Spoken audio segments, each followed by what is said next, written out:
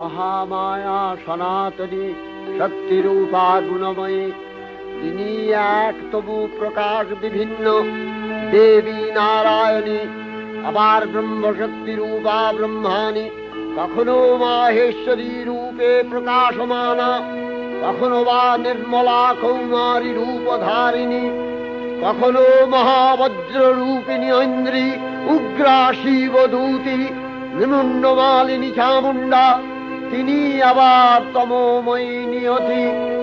এই সর্বপ্রকাশমানা মহাশক্তি পরমা প্রকৃতির আবির্ভাব হবে সপ্তলোক তাই আনন্দমগ্ন।